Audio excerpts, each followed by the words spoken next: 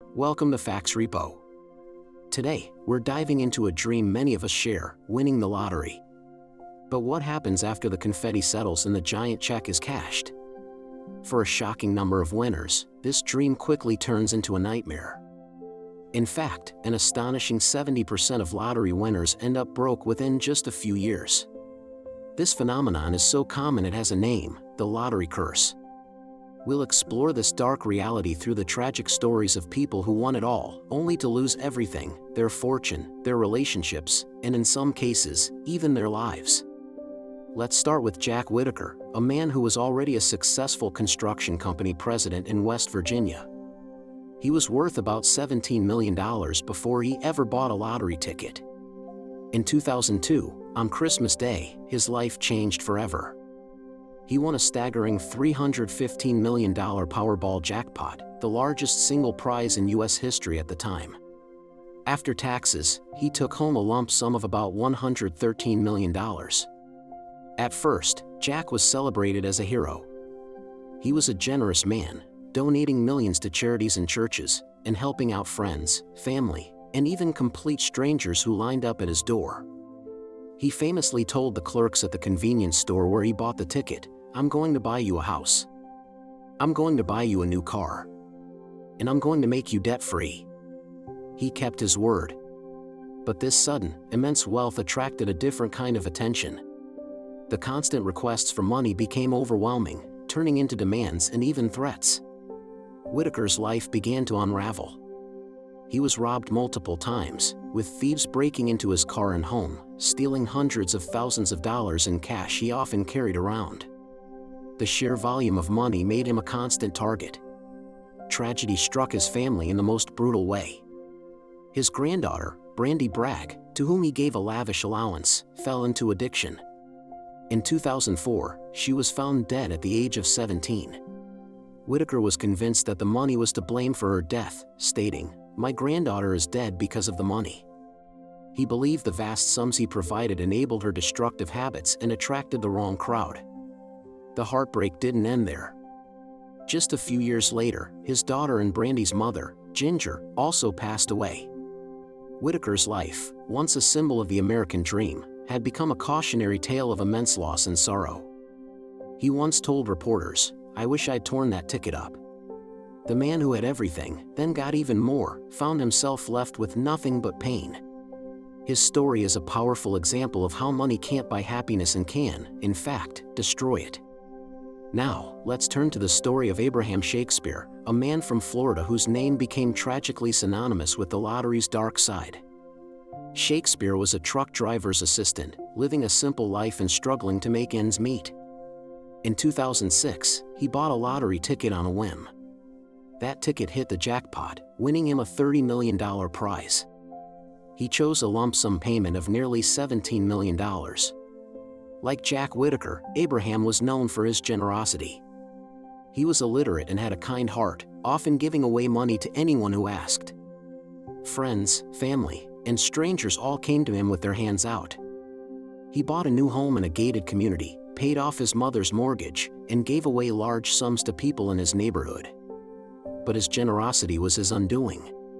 People began to take advantage of his kindness and his inability to read or manage his finances effectively. He once said, "I'd have been better off broke." He couldn't distinguish between genuine need and predatory greed. This is where a woman named Doris D. Moore entered the picture.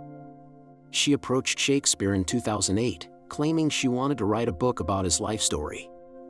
Moore quickly gained his trust, convincing him that she could help protect his remaining money from the endless stream of people asking for handouts. She took control of his finances, his home, and his life. She created a company under her name and transferred Shakespeare's assets into it, effectively seizing control of his entire fortune. He was left with almost nothing. In April 2009, Abraham Shakespeare disappeared. Moore told his family and friends that he had decided to leave town to escape the constant pressure and requests for money. For months, she maintained this lie. She even used Shakespeare's phone to send text messages to his loved ones, making it seem like he was alive and well, just seeking peace and quiet. But his family grew suspicious. They knew Abraham, a devoted family man, would never just vanish without a word. They reported him missing, and an investigation began. The truth was far more sinister. In January 2010, police, acting on a tip, discovered Abraham Shakespeare's body. He had been shot twice and buried under a concrete slab in the backyard of a home owned by Moore's boyfriend.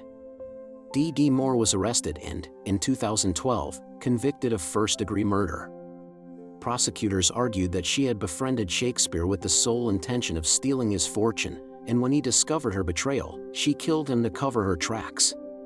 Abraham Shakespeare's story is a chilling reminder of how sudden wealth can make you a target. His inability to manage the money, combined with his trusting nature, made him fatally vulnerable to a ruthless predator. So why does this happen? Why does a dream come true so often lead to ruin? Psychologists point to a few key factors. First, there's the concept of sudden wealth syndrome.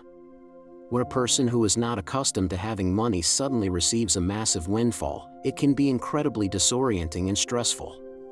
They lack the financial literacy, the experience, and the emotional preparedness to handle such a drastic life change. It's like learning to fly a jet without ever having been in a cockpit. Lottery winners are often overwhelmed by decisions they've never had to make before. Who do you trust? How do you invest? How do you say no to the people you love, or even to complete strangers?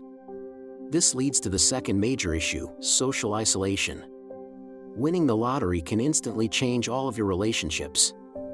Friends and family may suddenly treat you differently, seeing you as a walking ATM rather than a person. This can breed paranoia and mistrust. Winners often find themselves questioning the motives of everyone around them. Are people friends with them for who they are, or for what they have? Many winners, like Jack Whittaker, end up feeling profoundly alone, cut off from the communities that once supported them. The very money that was supposed to bring them joy ends up building a wall around them. Finally, there's the lack of purpose. Many winners quit their jobs, thinking their financial worries are over.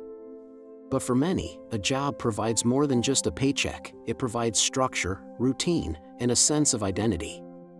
Without that purpose, they can fall into a cycle of reckless spending, boredom, and often, depression. They have all the money in the world to do anything they want, but no idea what that is.